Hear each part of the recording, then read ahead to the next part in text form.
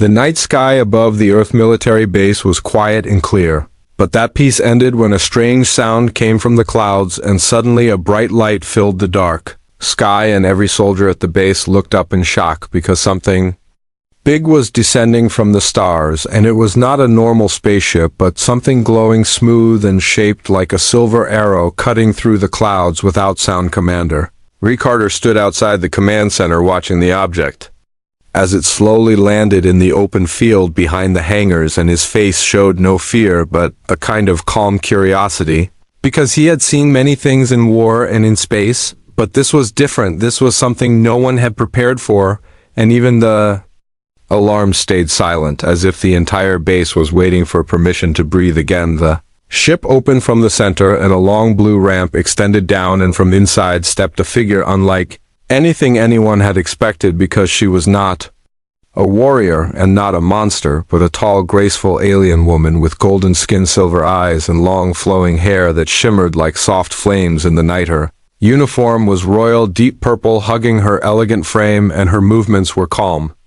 and smooth like water flowing over glass. And the guards near Ray raised their weapons, but he lifted his hand to stop them because something told him this was not an attack but a message. The alien woman stepped onto the earth soil, and her eyes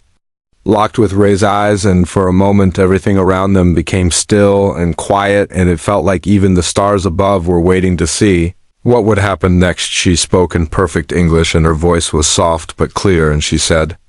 she was Zara, and she had been sent as a peace ambassador from the Zareli Empire, which ruled over 7 star systems and wished to build friendly relations with Earth and humans, and her mission was purely diplomatic. Ray nodded and welcomed her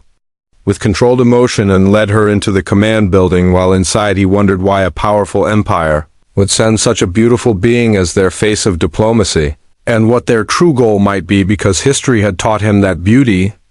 often hid dangerous secrets inside the meeting room. Zara looked around and commented on Earth's design, its technology, and its simplicity, and she smiled often, but there was something in her smile that Ray could not read, because it was not fake. But it was not fully honest either, and he felt like she was always watching more than she was speaking. The officers around the table asked her questions about her mission, her species, and what exactly the Zarelians wanted from humans, and she answered everything with grace and charm, never getting angry or confused, and her calm presence began to make people relax and forget how strange and risky this meeting really was. Ray did not speak much, but he watched her carefully, noting how she made eye contact, how she moved her hands when she spoke, how she sometimes paused before answering, and he realized she was trained in more than just language and culture. She was trained in seduction, persuasion, and diplomacy at the highest level. Later that night, Zara was taken to the guest quarters, where she would stay, and the entire hallway was guarded, but she thanked them all with a smile and went inside alone, and the door closed softly behind her, and no one knew what she did inside, but Ray did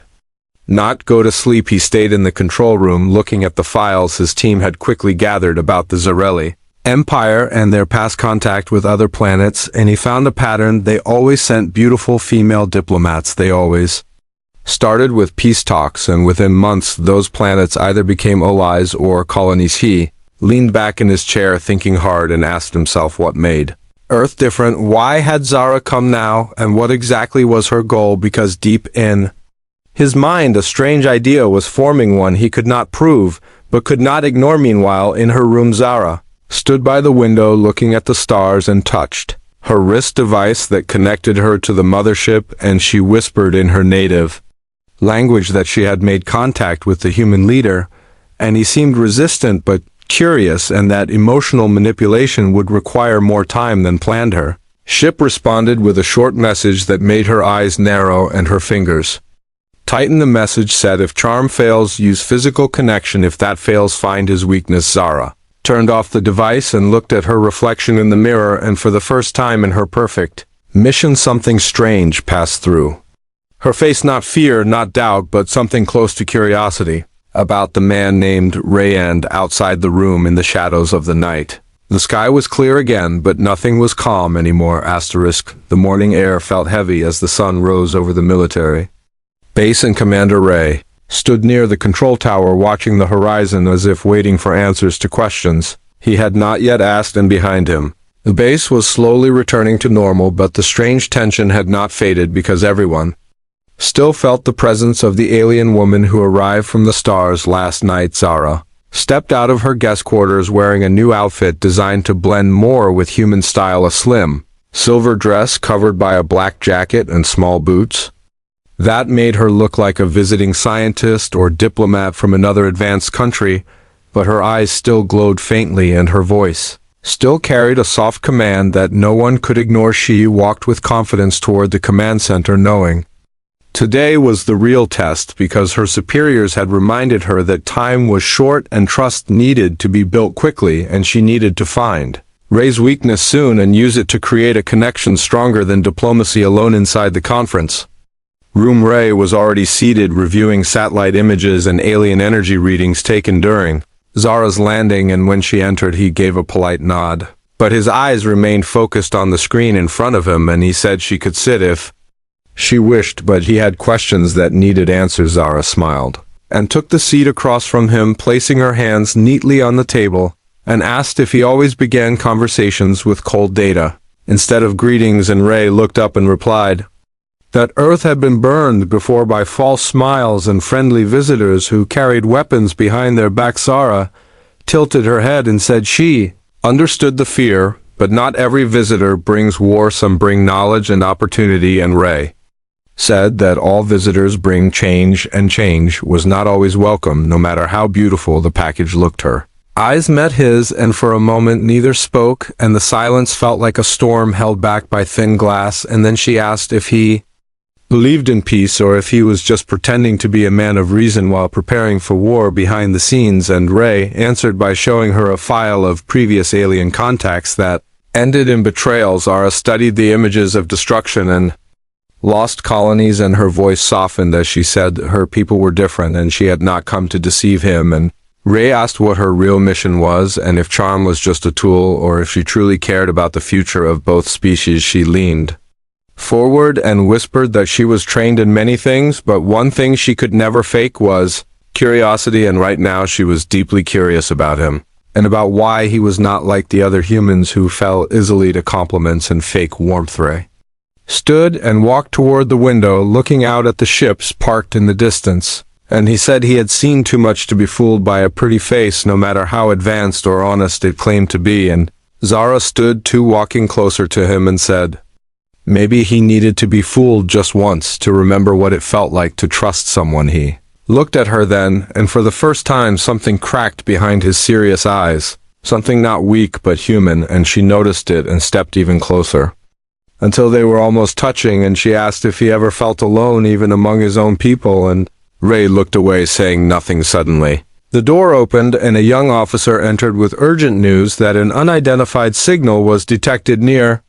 the base, and Ray immediately took the report and thanked the officer, then turned to Zara and asked if her people were testing him already, and she shook her head, saying she had not called anyone and she was here alone by orders of her Empress. Ray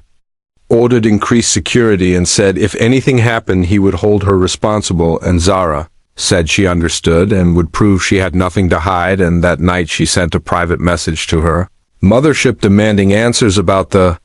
strange signal, but received no reply, which worried her more than she expected. Later, she walked alone in the base garden, looking at the stars above and thinking about Ray and why he resisted her touch, her words, her presence, and she began to wonder if the mission was changing, if maybe something deeper was happening, something neither she nor her empire had planned for. Inside his room, Ray watched the security feeds and paused when he saw Zara walking slowly through the garden, her face thoughtful and her pace unhurried, and he wondered if she truly was different or if she was just the best trained manipulator he had ever seen. As the night deepened, Zara sat on a bench and closed her eyes and whispered to herself that the mission was getting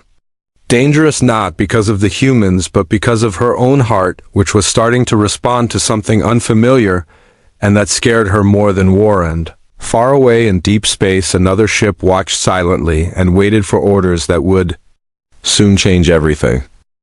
The air was still as the sun began to set, and the base lights slowly flickered on, casting a soft glow over the quiet buildings and empty training fields, while most of the soldiers returned to their quarters to rest after a long day filled with strange tension and whispers about the alien guest. Zara stood alone in the base library, her fingers gently brushing over the pages of a human book written in a language she had learned in less than one day, and yet the emotions hidden in the words took longer to understand, and she read slowly, carefully, trying to connect feelings with meaning and stories with truth. She had never felt this confused before, never felt her mind and body react to a mission in this way, because everything was supposed to be simple: follow the plan, use charm, collect data, and return with results, and yet every moment spent near Commander Ray broke another small piece of that structure. Ray entered the library quietly, not expecting her to be there, and for a second he just watched her standing still, her face calm, her lips slightly parted as she whispered the words from the book in a soft rhythm, and when she looked up and saw him, her expression changed, but she did not move or speak. He asked what she was reading, and she held the book out to him, showing him the title, a story about two lost travelers finding home in each other, and Ray raised an eyebrow, asking if she found it interesting, and she said she did not know yet because the ending had not arrived. And he said, sometimes the ending never comes the way we expect it. To their eyes locked, and for a brief second it felt like the room had no walls and no ceiling, like they were standing in a place where time slowed down and truth floated between them, waiting to be acknowledged, but neither of them spoke, and the silence stretched longer than necessary. Zara closed the book and walked past him, brushing her shoulder lightly against his, and said, maybe stories are just mirrors showing us what we refuse to admit. And then she left the room, leaving Ray standing there thinking about her words and why they felt like a challenge he could not ignore. Later that night, heavy clouds gathered above the base and soft thunder rolled across the sky, and wind started to howl through the narrow paths between buildings as a sudden storm hit the area, catching many by surprise, including Zara, who had decided to walk alone near the perimeter fence just to feel the air and clear her thoughts. The rain came fast and strong, drenching everything in minutes, and lightning danced above like angry spirits shouting from the sky, and Zara began to run back toward the base, but her legs gave out suddenly and she fell to the ground, gasping as pain surged through her chest and her vision blurred into dark waves. Ray heard the alarm from the watchtower, and without thinking he grabbed his coat and ran into the storm, following the signal toward the outer fence. And when he found her lying in the mud, soaked and trembling, something inside him changed, because this was no longer a mission, this was personal. He knelt beside her, lifted her gently into his arms, and carried her back toward the medical bay, shouting for help over the sound of the rain, but no one else heard, so he moved quickly, holding her tightly, her skin hot like fire and her breath uneven like a storm trapped inside her chest. Inside the bay, he placed her on the bed, pulled the emergency kit from the wall, and began scanning her with the handheld device, but the results made no sense. Her cells were overactive, her neural signals were spiking, and something inside her was reacting to Earth in a way that no data had predicted. Zara opened her eyes and whispered his name, not as a test or a tactic, but as a cry for help, raw and real, and Ray held her hand, telling her she would be fine and that he was not going to let anything happen to her. And in that moment, their fingers locked like two different worlds. Finally, touching her, pain started to ease slowly as he adjusted the temperature and applied the calming serum from the alien medkit she had brought with her, and as her breathing stabilized, she looked up at him with wide, uncertain eyes and asked why he came for her, and Ray said he did not know, but he could not stay away. Zara whispered that this was not part of the mission, not part of the plan, and Ray smiled and replied that sometimes plans are just excuses to avoid feeling something real. And in that room filled with quiet machines and glowing lights, two souls began to see each other not as enemies or puzzles, but as something far more dangerous and beautiful outside. The storm began to fade, the clouds opened, and a single beam of moonlight shone through the window, falling across Zara's face, and Ray watched her with a calm he had never known before, as if something ancient had shifted and something new had just begun. The next morning came with golden light streaming through the windows as birds returned to the quiet sky, and the storm from last night had passed, leaving behind wet ground and fresh air, and Zara opened her eyes slowly, feeling weak but stable as she lay in the med-bay bed watching the soft ceiling light. Above, she turned her head and found Ray sitting nearby, his arms crossed, and his expression calm but focused, and he had been there all night watching her breathing, monitoring her health, making sure she remained safe and alive. And when their eyes met, he gave a small nod that carried more warmth than any words could express. Zara sat up gently and asked what had happened, and Ray explained that she collapsed near the fence and her vitals were unstable, and he had used her own technology to stabilize her. And she blinked slowly, trying to understand why her body had failed, because her people had visited harsher planets without any issues before. A handed her a mug of warm herbal tea, and she took it with a nod of thanks, and as she sipped the drink, she asked him if he always took care of aliens with such devotion, and he replied that he never had to until now, and she smiled softly, saying maybe he had hidden talents waiting for the right alien to discover them later that day. After Zara had rested and regained her strength, Ray invited her to visit the old ruins near the edge of the base, because deep underground there was a chamber discovered years ago with markings that no human could read, and the scientists had long believed it was connected to ancient visitors from the stars they walked together through the forest trail leading to the entrance, and the air smelled of damp leaves and fresh soil, and sunlight danced through the trees above as Zara looked around with cautious wonder and said the place felt strangely familiar, as if her own memories were hiding in the shadows of these woods. They entered the stone doorway leading into the ruins and followed a narrow path lined with carvings and patterns. And Ray explained that nothing had ever responded to touch or light, and no one had dared to dig deeper for fear of triggering something dangerous. And Zara listened quietly, her fingers tracing one of the old symbols as if remembering a forgotten song. Deeper inside, they reached the central chamber, where a smooth black pedestal stood in the center, surrounded by walls covered in markings that shimmered faintly under Zara's gaze, and she walked slowly toward the pedestal, her body pulling her forward with a strange magnetic force she could not resist, and Ray followed close behind, watching her every move. She placed her hand on the pedestal, and the moment her skin touched the surface, the room responded with a low hum, and golden lights spread through the floor and walls, and Ray stepped back in awe as symbols began to glow, and a soft wind rushed through the chamber even though there were no openings for air. Zara gasped as energy passed through her hand into her body, and the pedestal glowed brighter, and a small orb rose from its center, floating in the air between them. And without thinking, Ray reached out and touched the orb as well, and the moment their hands connected with it, a sudden burst of light filled the room. The chamber shook gently, as if the ruins themselves had awakened from sleep, and the orb scanned their DNA and memories, and a silent pulse echoed from the walls that went far beyond human hearing and deep into space. And Zara fell to her knees, clutching her head as flashes of strange visions filled her mind. She saw images of old starships and forgotten empires, and children with golden skin and human eyes running across gardens of crystal and fire. And Ray saw the same images, and his body trembled under the weight of truth that made no sense and yet felt completely real. When the light faded, the orb returned to the pedestal, and the room went silent again, and Ray rushed to Zara, lifting her into his arms and asking if she was hurt, and she shook her head, saying something ancient had recognized them, something beyond their understanding, and it had started something that could not be stopped. They returned to the base in silence, both carrying the weight of the strange connection, and Zara went directly to her room to scan her body, and when the results appeared on the screen, her breath caught in her throat because her cells were changing and her body had begun a process she had only read about in royal archives. The forbidden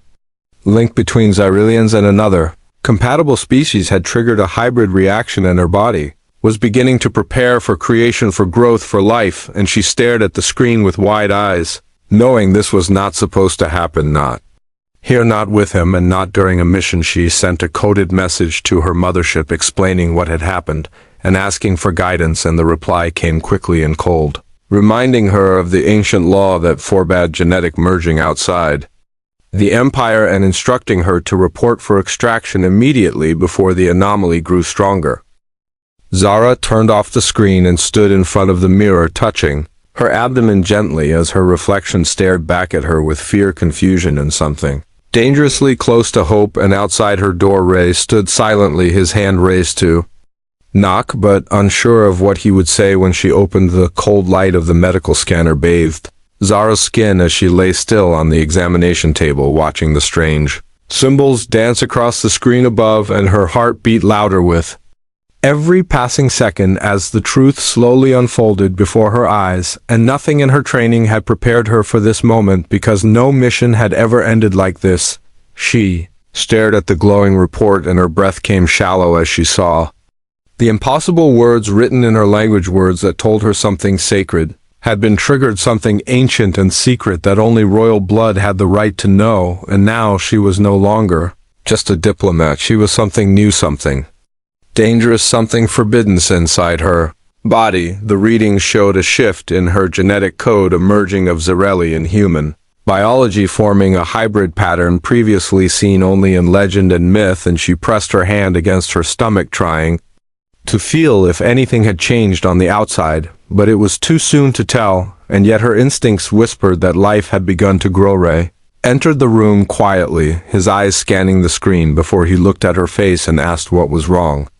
Because her skin had turned pale, and her eyes no longer held that sharp, playful light he had started to get used to, and instead there was a deep storm rising behind them, a storm filled with fear and something more. Zara closed the medical panel with a wave of her hand and said she was just tired and needed more rest, and Ray did not believe her but said nothing, because he could feel the space between them stretching tighter like a thread pulled to its breaking point, and he knew something big was happening, and she was trying to face it. Alone back in her private chamber, Zara activated her encrypted link and spoke directly to the High Council of her people, and she explained the genetic event, the link, the forbiddens merging, and the possibility of new life. And the faces on the screen listened in silence, their expressions unreadable and their silence more terrifying than any words. The Empress herself appeared last, her voice sharp like crystal as she reminded Zara of her sacred duty to the Empire, and told her that personal feeling must never cloud protocol, and she was ordered to prepare for immediate extraction and termination of the anomaly before diplomatic relations were threatened, and before the enemy learned of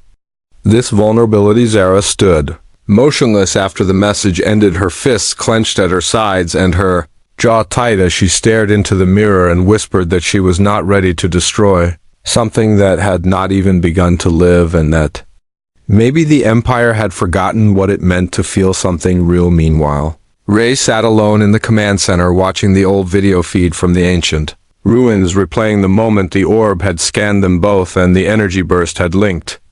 their DNA. And he paused the video frame by frame, looking at Zara's expression during the event and trying to understand what had changed between then and now. He found her later near the observation deck, looking out into the night sky, her arms wrapped around herself as if trying to protect something invisible, and he stood beside her in silence until she finally spoke and told him that something had gone wrong with the mission and her orders had changed, and now she had to make a choice that could destroy everything she had worked for. Ray asked her what kind of choice could shake someone like her, someone trained for peace and war and deception, and she turned to him with eyes shining not with pride or strength, but with fear, and she whispered that she was no longer just an ambassador, and her voice cracked as she said the word pregnant for the first time. The silence between them grew heavy like the sky before a storm, and Ray reached out slowly, placing his hand on her shoulder, and asked what she wanted, not what her people expected or what Earth would demand, but what she truly wanted in this impossible moment. And Zara looked at him like he was the first being to ever ask her that question. She said she did not know, because everything had changed, and now her body was carrying a symbol of something powerful and unknown, and she could not decide if it was a miracle or a curse or a message from something greater than both their worlds. And Ray told her that maybe it did not have to be any of those things, and maybe it was just a life and they had to protect it. The next morning, Zara received another message from her mothership, and this time it was not a warning or a command, but a threat stating that if she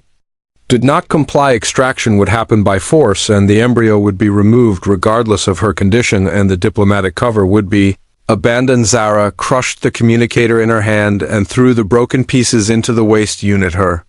heart pounding and her thoughts racing, and for the first time since she arrived on Earth, she truly felt alone, not as an alien on a foreign world, but as a mother who had no place to run. She stood before Ray later that day, her eyes filled with fire,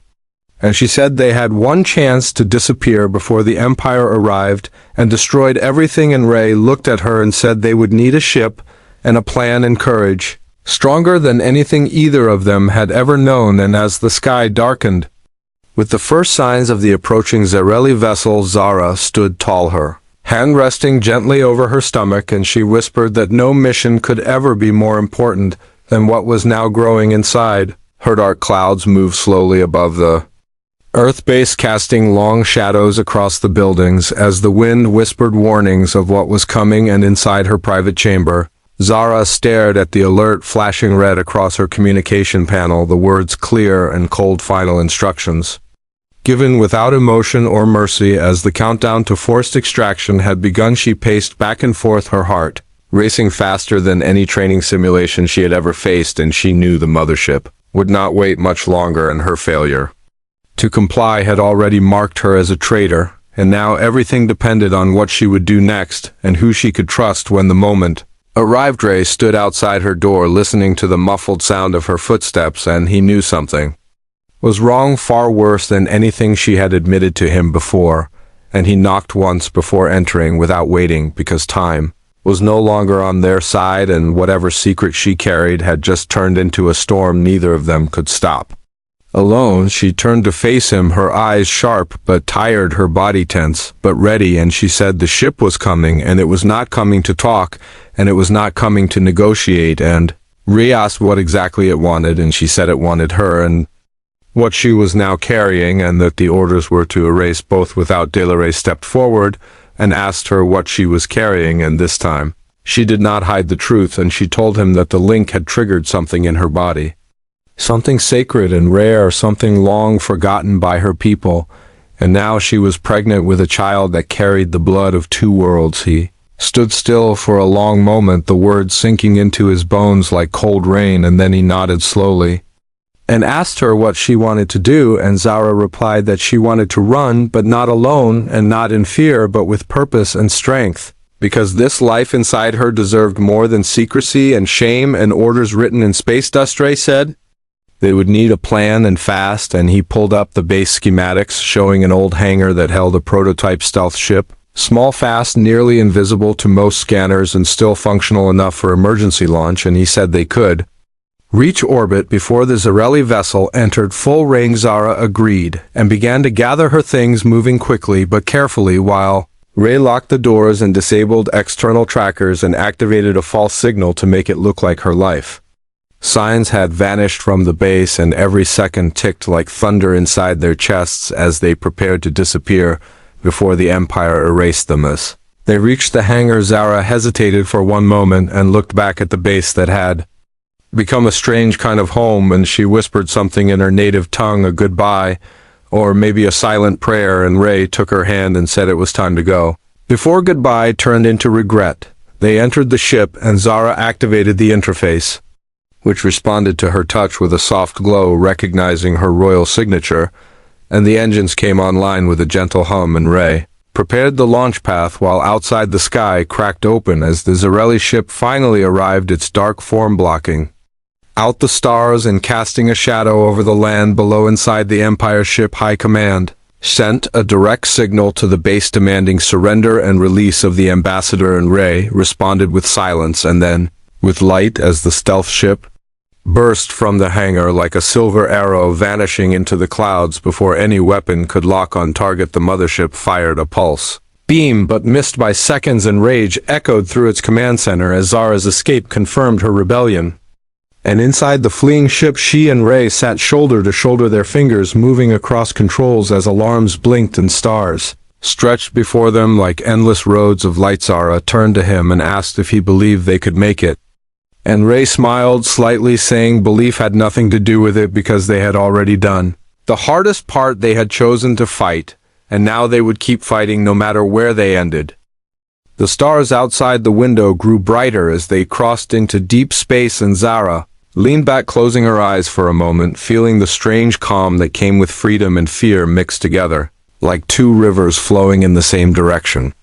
And her hand rested over her stomach as a soft pulse moved beneath each. Ray reached over and took her other hand without a word, because there was nothing left to explain, and no promise that could cover what lay ahead, but in that silence was something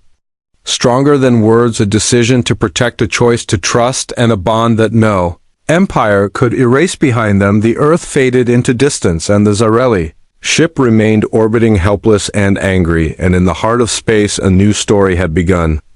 One not written by orders or tradition, but by two souls who had risked everything to protect the spark of something beautiful and unknown. The stars stretched across the black sea of space like diamonds scattered on silk, and the stealth ship moved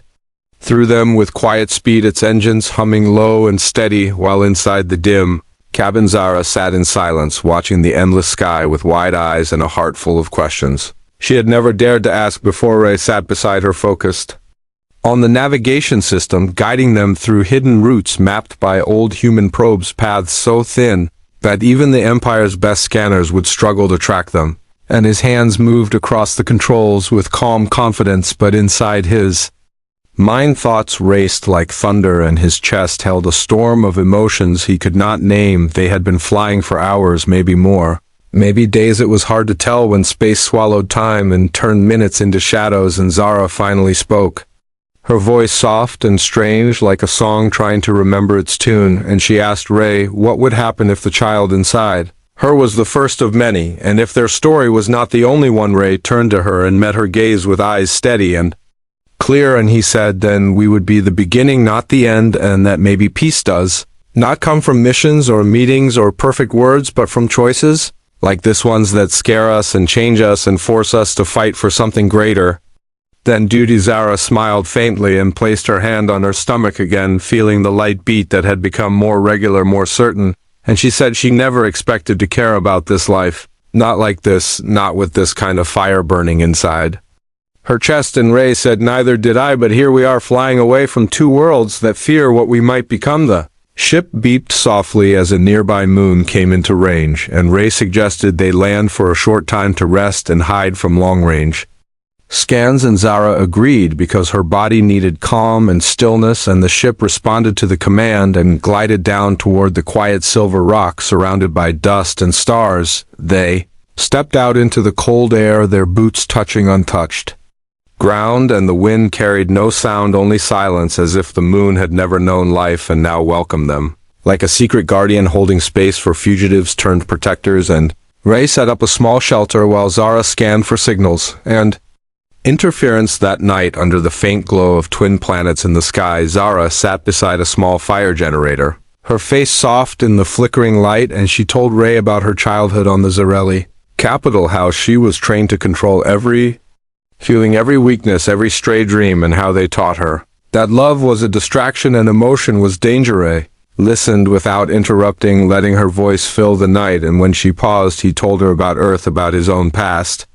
about the war he survived and the people he lost, and how he never thought he would find meaning again. Not until she stepped out of that glowing ship and looked at him like he was worth seeing. They fell asleep under a clear dome, the stars watching